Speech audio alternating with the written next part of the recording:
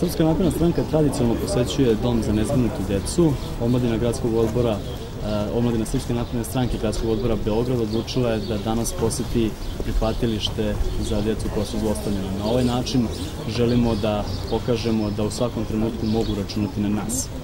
Mi smo obezbedili za decu određene poklone u smislu odeće, obuće, školskog pribora i izdvojili smo od naših donatora neka novčana sredstva da pomognemo ovoj djeci, da im se obezbede namirnice za svakodnevan život.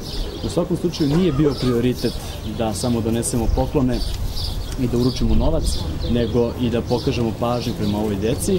S te strane mi ćemo danas veći deo dana provesti ovdje sa njima, igrajući se, družeći, razgovarajući, da vide da danas u Srbiji postoje ljudi koji brinu o njima. S jedne strane želimo da apelujemo na sve društvene strukture u Srbiji, da moramo da se brinemo o ovim ljudima i svim ljudima koji imaju, da kažemo, probleme, a za političke partije bi poslali poruku da o ljudima koji danas teško žive i koji imaju potrebe moramo da brinemo ne samo u izbornoj kampanji, ne samo 7 dana pred izbore, nego svakodnevno svih 365 dana, jer jednostavno na taj način jedino možemo doneti boljitak ovom društvu.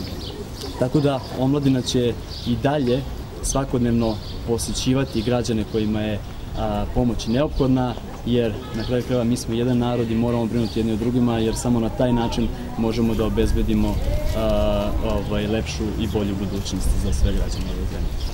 U ime prihvatilišta za urgentnu zaštitu zlostavljane dece želim da se zahvalim omladini Srpske napredne stranke Beograda, što su ovoj deci jedan običan dan ulepšali i učinili boljim, i nadam se da će ovakvih akcija u budućnosti biti više i da će se ova deca radovati svakog dana. Htjela bih prvo da se zahvalim ovim mladim ljudima koji su danas došli i odvojili svoje vreme i doneli poklone za našu decu. Našoj deci je to uvek značajno, s obzirom da mogu da vide da i drugi mladi ljudi i društvo brine o njima, ne samo kao ljudi koji su zaposleni ovdje. Hvala vam puno.